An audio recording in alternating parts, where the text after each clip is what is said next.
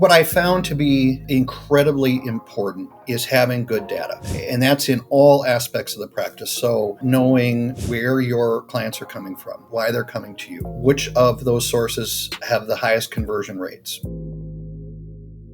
Welcome back to the Sterling Family Law Show, the podcast designed to help law firm owners build the practice of their dreams.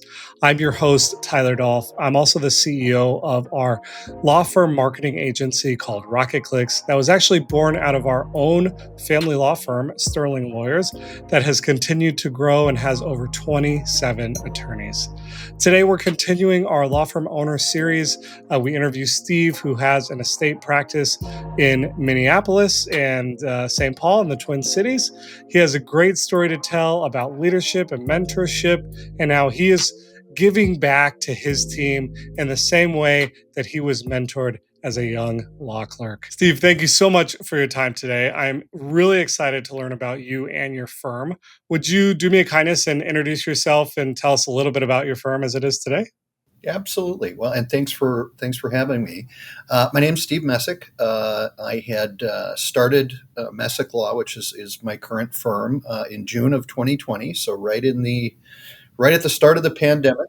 It's a great time to start a practice. But I had was a shareholder in another firm, and I had a book of clients, and so it was a good way to start. And in fact, my former partners were exceedingly supportive of the venture. I started with myself and a paralegal. And then we just grew from there.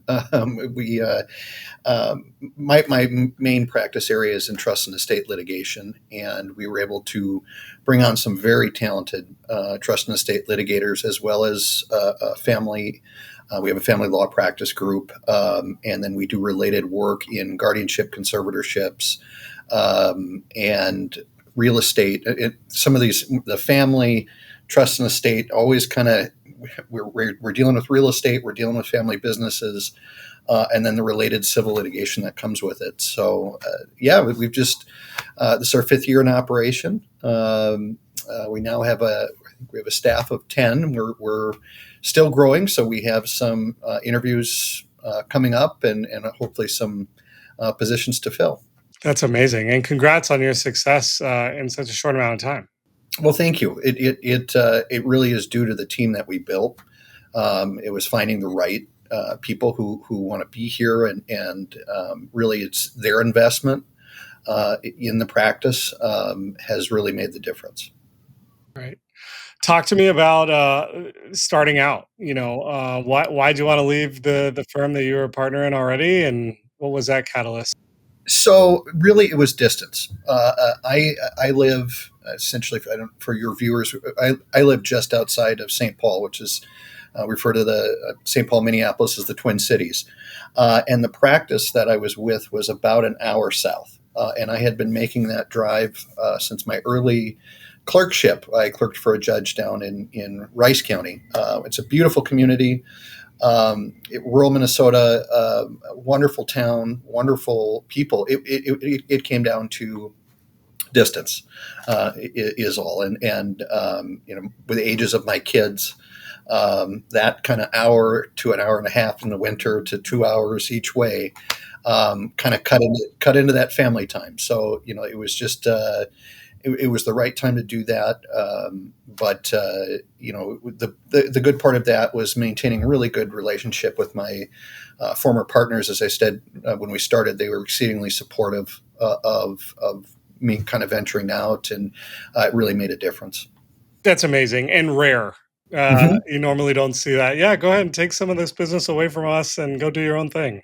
Yeah, it's exceedingly supportive, and in fact, one of my former partners is now of counsel with this firm, and that's just been a great relationship to maintain. I mean, his years of experience. He's the one who mentored me in the practice, right? Showed me how to do what I do today, and so having him on board is extra special. That is really amazing. I want to venture back. You mentioned mentorship, and we talk on this podcast all the time about how that is such a key element to being successful in building your own law firm and having a law firm and being a great attorney is having people there that have done it. It's why we have this podcast to help the community. Um, did you have a mentor early on, like in the first part of your career? Tell us how you got started and why Yeah. you were able to be successful. Yeah, really the first part of my career, I was very fortunate to clerk for Judge Tom Neville. Um, Judge Neville, is widely regarded as just an excellent jurist. Before that, he was in the Minnesota State Senate for many years as just a very consensus building individual, and so that clerkship, at the time, this was 2010. Heck of a time to come out into the job market. It was a very competitive to get that in the first place. Hence the driving, an hour to 2 hours at a time to get a clerkship, which at the time didn't pay really well. They still in Minnesota. They have done the judiciary's done a great job of investing in the clerks and allowing kind of a staggered or an increased pay scale for years of service, because there are judges up here who want to have a career clerk, and there are clerks who want to make a career out of it, and they've gone a step closer into making that happen with the pay structure. But I was able to clerk for him for 2 years. We saw every kind of case, from probate to criminal. We actually had a very, very high profile case. It was made national news, and that was a court trial. So we got to be part of that. So that was my first step of being in the courtroom. It really demystified the process, sitting in on jury trials, going in and talking to the jury after the trials to see what their thoughts were on the process, and it was the best way for me to learn. And certainly, Judge Neville had practiced for 30 plus years. So hearing his perspective, he was one that very much would talk through cases. Really wanted my opinion on things. At his retirement party, he had all of his clerks there, and he said, you were the judge's lawyer. That's what your role is. And so it was just a really great. Sadly, he's passed away, but his legacy certainly lives on with his clerks, many of whom I still are in contact with out in the legal community. After that, mentored by who became later on my partners. Just tremendous. Not only they had tremendous experience in the law, but a tremendous experience in the community. And there I learned a lot about the law and clerking. I learned more in practice. But coming out of clerking, I didn't necessarily know how to talk to clients about asking for money. I didn't know how to have difficult conversations about billing. How important that initial client interview is, both on do I want to take the case, and for them, do they want to hire me? And then that ongoing client interaction, and then obviously you get into how do you take a deposition? How do you? What is mediation strategy? How do you? And so I was very fortunate to be mentored in all of those processes. And I'm sure you know this, is that no matter how long we've been practicing, we're still learning. We're still developing skills. But that's the mentoring side of things. That's one of the parts I love most about my position. What I want to see my position grow into over the years is I will, as long as I'm licensed, I'm still going to be practicing. But, the point I want to get to in my career is to bring in the clients, still have an active caseload, but to have more of that time dedicated to mentoring the younger attorneys. At a firm my size, that's the struggle, is maintaining my full caseload and then managing the practice, managing the day-to-day finances, and then carving out that time for the associates to, feel like they can get that quality time. And as you know, as an owner, it's an investment. When I'm mentoring, I'm generally not having the associate bill, or I'm not billing. I'm having the associate billing at their rate because the size of the firm we're at, our clients are accustomed to seeing multiple people on a bill, but we don't stack them three deep and have everyone run wild. I mean, that's just, I don't think, a cost-effective means of practicing. So it's an investment, noting that, there's going to be a lot of time that we're going to have to write off. But I think it's essential. There was the saying, I know of some owners, they'd say, well, what happens if you train people and they leave? Well, what happens if you don't, you stay? And that's a philosophy that I certainly have taken to heart. Yeah, people will. We have seen more transition in the industry. I think generationally, we're seeing people at places for 1 or 2 years as opposed for 10 and 12. Well, to me, I want to make this place as amenable for somebody to stay that 10 years, but to know we may not have them. Right, that people are going to come in, move out. It's just part of the job. Family law isn't like other practice areas. Your callers are not shopping for a service. They're looking for someone who makes them feel safe enough to share the worst thing happening in their life. The firm that hears them first wins every time. And that's what changed everything at Sterling. We eventually built that system into 4 actionable steps. On this free training, Mary Sankey, who leads our sales team, is going to break down the entire 4-step sales system. She is Sterling's sales manager. She's the one who runs it every single day. So go ahead and register below for the sales secrets of an $18 million family law firm. I'll see you there. Yeah, well said. It's really inspiring to hear you talk about how impactful that judge was on your career and on your life. And the fact that so much so that, it's almost like you want to have that same impact on the next generation. Absolutely. Absolutely. Were there any key lessons or sayings or, things that you really take away that you impart on others? From a client perspective, and certainly my prior partners really impressed upon me is it is okay if you don't know the answer. The worst thing you can do is BS a client. It's the same as BS in the judge. You don't do it. I don't know the answer. We'll find it. And that's when you ask more questions. In that client consult, there are plenty of times where, the client's going to say, well, what's the solution here? Well, I think we've got a couple options. I need to dig into it. And that's where you then start asking questions instead of just talking and trying to get through that process. And I think that's something for a lot of young attorneys I think we all have this kind of an imposter syndrome where, they'll see an amazing attorney who's been practicing 25 years sitting across the table. And this is their first deposition. And they're scared, scared that they're going to make a mistake, scared they're going to look stupid. It's a natural feeling. And I've always told the associates, don't worry about it. I guess from my clerking, I've seen people practicing for 30 years that still don't know what they're doing. But I've seen people practicing 5 who are great. I said, you're going to get into that. You're going to make mistakes. And everyone feels that way. I think everyone, especially at first day of trial, for your first trial, you're going to walk in thinking the other side knows everything and you know nothing. And there's nothing further from the truth. Both sides are stayed up late the night before, are nervous, are concerned about how they're going to perform and what their client's going to think. And that's, the high pressure job that we have. That's what we signed up for. But everyone's in that same boat.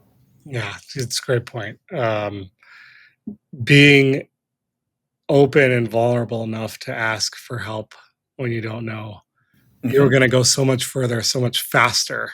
Exactly. I think people think they're going to get judged like, oh, I can't believe you don't know this. But people just want to help people out, right? And they want to see them succeed.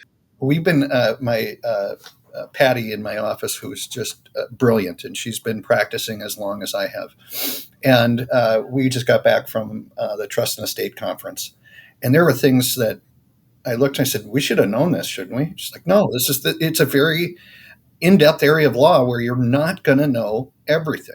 And we chuckle because we're like, 10 years ago, we would have just been pale-faced white, like I should. Everybody knows this. I didn't know this, and no, I mean you have a lot. We had people in that room who've been doing this for 30 years. Said, "Oh, yeah, I didn't think of that."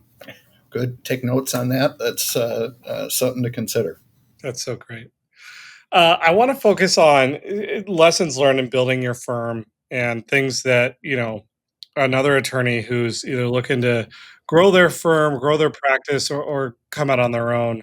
What are some things that you learned as you were kind of starting that journey because you had been successful at a firm already? It's not like you graduated law school and then started from scratch. Mm-hmm. I'm assuming you knew about billing and you knew how to run a business a little bit. Were there any Yeah. like big surprises when you started out?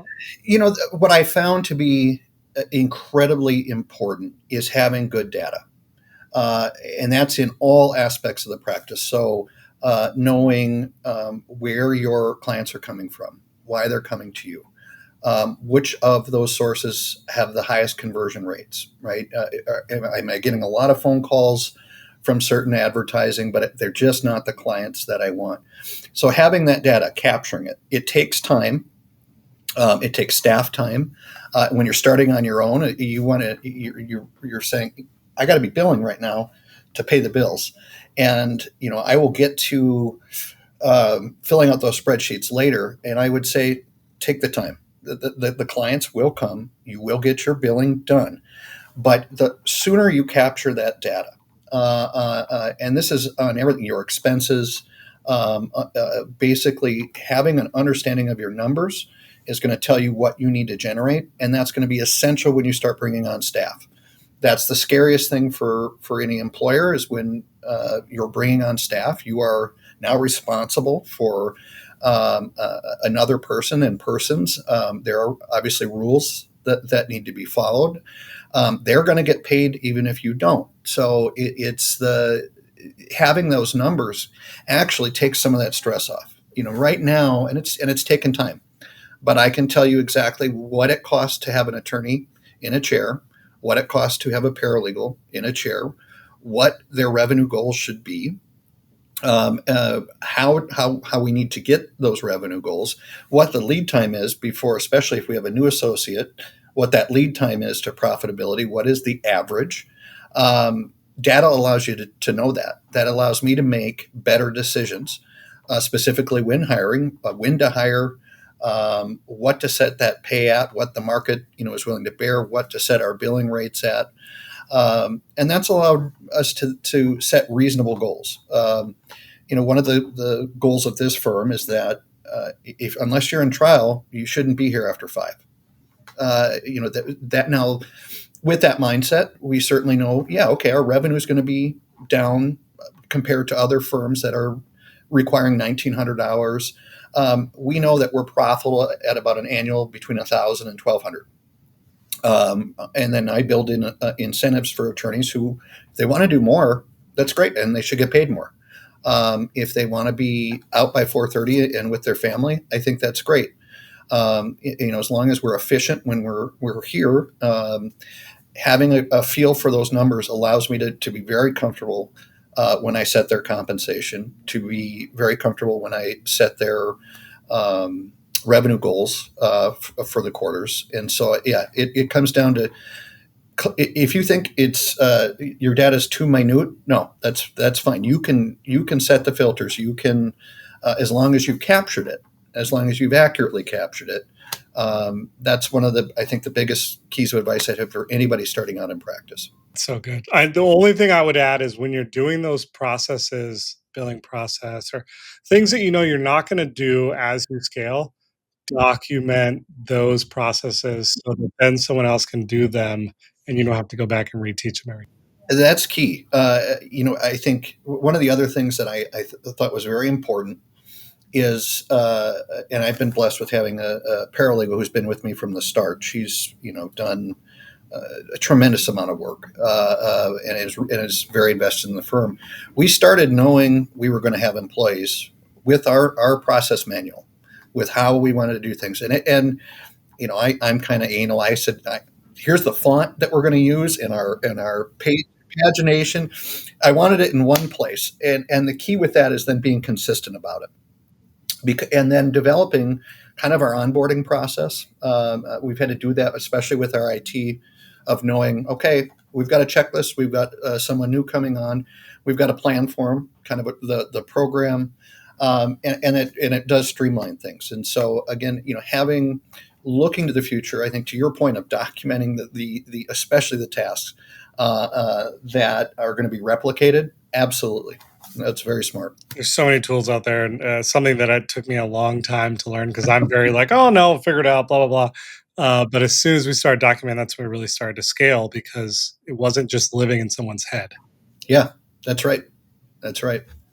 Steve, I love it. Tell me about the future of your firm. What are you focused on? What are you working towards? What are Sure. you hoping to achieve? Ideally, the we would like to get to scale the firm to be doing about 10 million gross annually in revenue. At that size, we're not going to be too big. We're not going to be, something unrecognizable, but we will have the resources and the people to really be able to train our folks to, like the big firms, they send their associates to NIDA. Well, I want my associates to have that ability. And we're doing that. I want to have and we do have an education plan for our associates for each year. But I want to be much more intentional about that, to have the internal resources. I think at that, certainly at some point, equity ownership is going to change. Right now, when I envisioned I'm the sole owner, I knew after about year 5 to 8, that's going to probably change. And the reason for that is, one, investment. I want the people who want to stay here to be part of that ownership. Certainly that's assists me in knowing, okay, there's a little more longevity there. I don't need the capital, but I certainly, depending on the model, no one's going to buy this practice when I'm done. Those days are gone. And so, the question is where your income stream is going to be when you are getting ready to retire. Well, it's either additional owners, and that's where you're getting it, or you essentially get that revenue now with the buy-in, right? And so right now I'm exploring. There are some great practitioners who really counsel attorneys in how do you structure the ownership, because there's so many different options. And frankly, right now I'm weighing through that of what's going to make sense. But I definitely in the future see the ownership structure changing. I see basically we're going to be adding likely 2 attorneys in the remainder of 2025. The work is sufficient that if we could find 2 more, and that's the struggle. I don't know what you've been running into in the Twin Cities. Finding attorneys that have some experience is difficult. It is, and I've talked to people. Why is that? And I said, well, you look back at 2008 and 2010, when I came out of law school in 2008, only about half the people I graduated with got a job in the legal field. So that means, half the people, or a little less than that, they went off and did something else. They got their JD. There were no law jobs, and so they're out of the market. And we saw law school enrollment absolutely decline. In the Twin Cities here, we had 2 independent law schools, Hamlin, which was my alma mater, and William Mitchell. Both were struggling. They had to combine in order to just stay alive because of the enrollment. So I think we're dealing with people if you say, hey, who's got 10 years experience? That pool is so much smaller, I think, than in other years. And that's the only thing I can think of. But I will say that has been our greatest struggle, is finding attorneys with some experience. And the reason, the size I'm at now, I need to get the folks with experience in so that they can mentor. I have no problem bringing on a young associate, but if I'm doing so, I want to commit to them that they have a constant stream of mentoring, and that's where having a good mix of experience is essential, and that's our main challenge right now. I love it. Yep. No, we same issues here. We've taken it so far to say we're just going to partner with the law schools with Marquette, and Madison here in Wisconsin, and we're going to hire a lot of law clerks and a lot of law students, and we're going to take a 10-year plan and just grow them into the attorneys that we want them to be. Yeah, absolutely. Absolutely. Steve, I love it. I'm so appreciative of your time, your insights. The story around being mentored and what an impact that had on you is really going to stick with me, and inspired me to be a better coach and leader myself. So I really appreciate it today. Yeah, I really appreciate it, and this is great. And I hope your listeners, if they have questions, find me. Happy to shoot emails. It's the other thing I tell young attorneys is that anybody in this profession, don't be afraid to reach out, especially if you're a law student and go, I don't know what I want to do. Get out the Rolodex, because attorneys love to talk about themselves. I mean, they'll talk your ear off. You just have to get one on the phone. So, that's the other great part, I think, of this industry is that if you asked, the rare occasion is somebody would say no. The vast majority, you're going to get a response. Worst case, they say no, and you move on to the next one. You move on. That's it. You move on. Appreciate you, Steve. Have a wonderful rest of your day.